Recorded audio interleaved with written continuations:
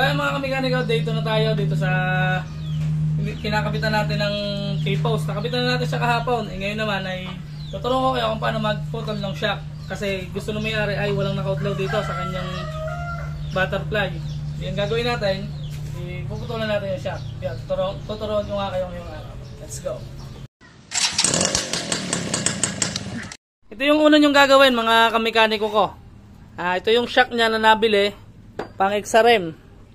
Pinutulan ko lang siya ng dito sa dulo. Ito yung dulo, 'di ba? Pinutulan ko lang siya ng 7. Yan. Pag naputulan niyo na parehas, gagrinderin naman natin 'to. Itong dulong 'to para tumilos ng konti para pag nag-welding tayo, matibay yung kakapitan ng welding. Mara diyan.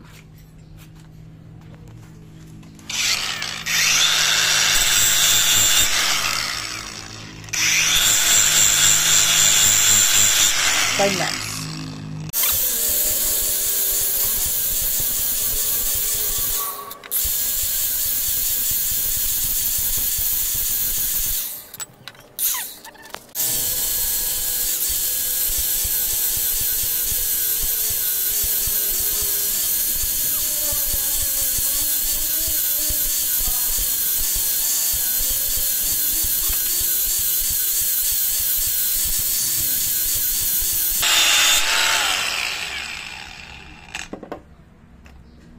Yan mga kamikaniko, pagka natapos nyo ng patilusin niya, parang ganyan. Saktong tilos lang, basta may malagan lang ng welding.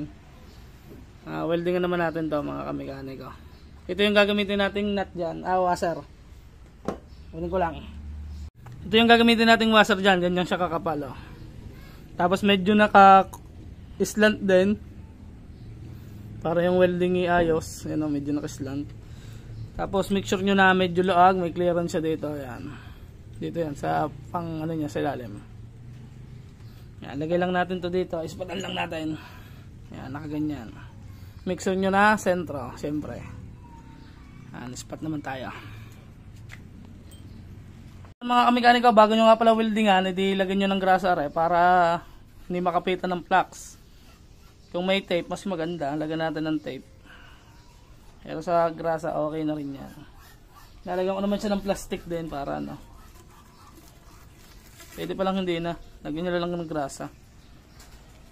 Basta yan may grasa, hindi na didikitan yan. O kaya langis. Yan, lagyan lang natin parehas.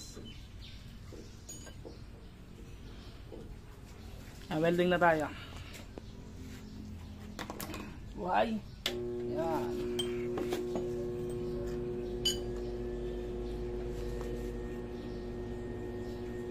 Gawin muna natin itong isa.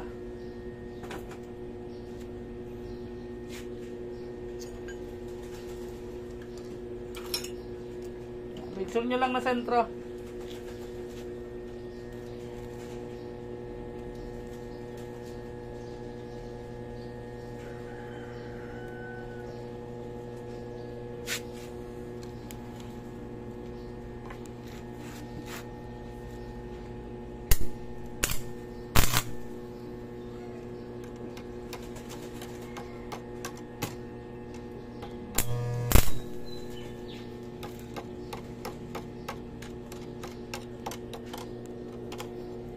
Ayaw po.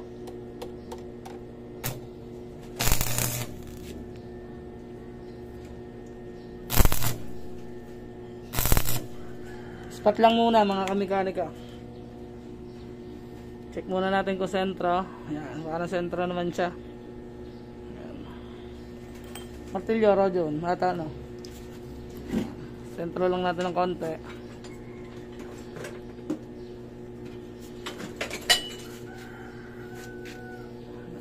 Pukpok lang natin ng konti.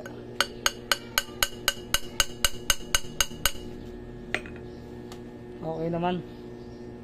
Sentro na. Tagupan lang natin sa kabila bago natin i-full weld.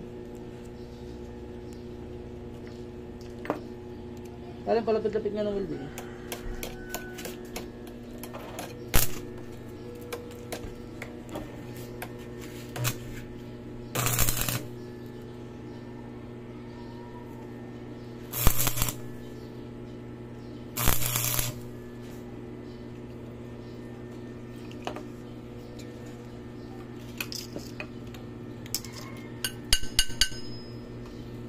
Sentro na siya. Weldingan na lang natin mga kamekaniko. Weldingan na lang natin lahat.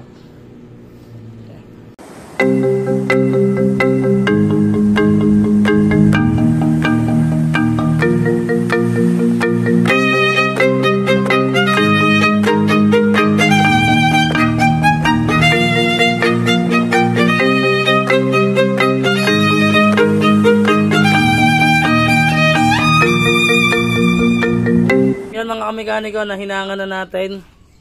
Yan. Medyo nausok-usok pa siya. Oh. Okay naman yung kinalabasan. Mahalaga dyan walang siwang. Tapos di nalaga ng flux.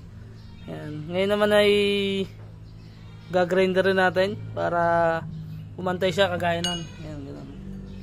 Ayun yung purpose nung pinerb natin o pinatilos para hindi siya maubusan ng welding. Kaya ako ginanon. Kasi nga gagrinder rin natin. Yan. Grind lang natin. Yan mga kamekaniko, natapos na natin siyang i-grind. Yan. So yan, assemble na natin mga kamekaniko yung kanyang shop.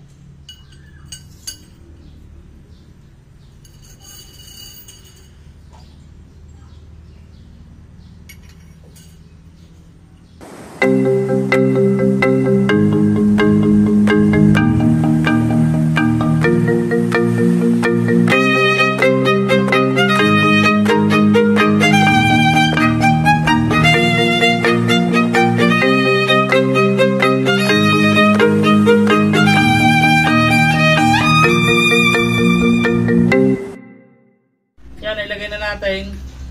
Yan, ganito kahaba yung ulpot niyan. Ngayon, bago natin putulin yan mga kamekaniko, susubukan muna natin para hindi siya kumbaga kumalambot o kaya matigas. Pag nasa titigasan kaya, di puputulin natin. Pagka okay na, di okay na yan. Lagyan muna natin ng langis. Bali, meron lang ako dito ng chupon. Shoutout sa chupon. Lagyan lang natin ng 60 ml. Lagyan lang natin. Ang gamit kong langis ay pork oil ng Petron. Baka naman Petron, hindi ito sponsor ha. Baka lang. Lagyan natin ng 60 ml.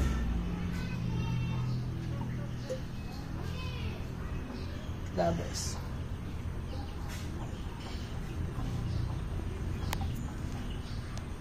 Yan, 60 ml mga kamekaniko, ml. Yan, 60 ml. Lagyan lang natin dito.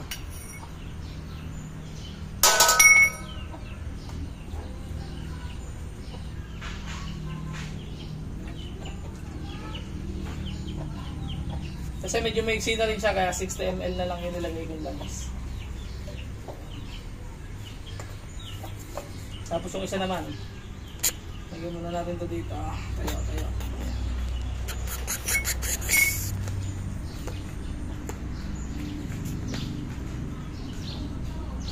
Hopya. Same lang, same.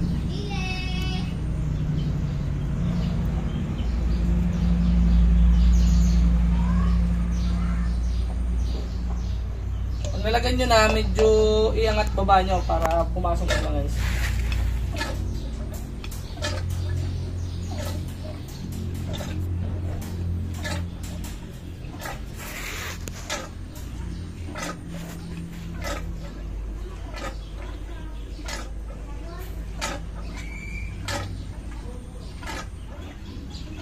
Ngayon, tatry natin ilagay. Lagyan natin.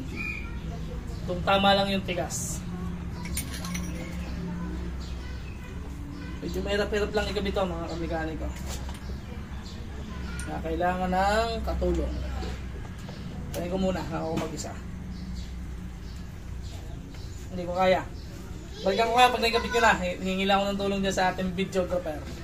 Nalagay na natin mga kamekaniko. Okay na. Okay na yung ano sa akin. Yung balik. Hindi nasagad. Tama-tama lang. Yan. Ilagay din natin yung kabila. Pag-try natin dito sa motor kung hindi siya bababa pagka nikabit natin. Okay. Kapit na natin. Ito na yung itsura niya. Oh, maiksi na siya. Yan. Medyo nilagyan ko lang allowance para in case na gusto niya mag-lowered pa ng sagado. Lumilo-lowered pa. Yan, try na natin ikabit. Let's go!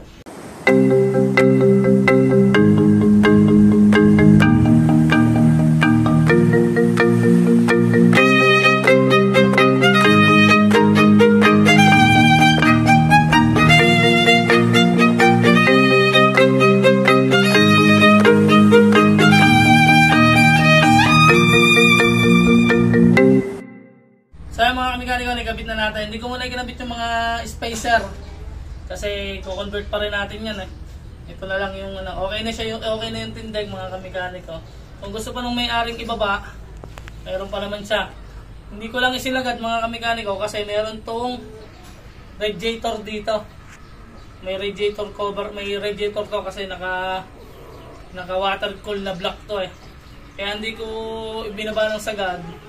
Gawa ng water cool din na yung tawag dito, radiator. Yan. Ito na yung tindig niya mga kamekaniko. Okay na rin yan, nabuyog na rin. Saktong-sakto lang yung buyog mga kamekaniko. Yan. Yan. Kaya ako pinataasan pa ng konti, gawa nga na nung radiator kasi baka tumama din eh. Sa gulong, yung lapad doon, BRD. Ganito kalapad yun. Tapos, ay ganito pala kakapal, hindi ganito kalapad. Ganito kakapal, tapos malapad. Yan, kaya kailangan may clearance siya dito. Yan. Kakabit na lang natin to para makita nyo yung kabuuan ng tindig. May kabit din natin itong kanyang caliper. Yan. Kabit na rin natin yan. Let's go!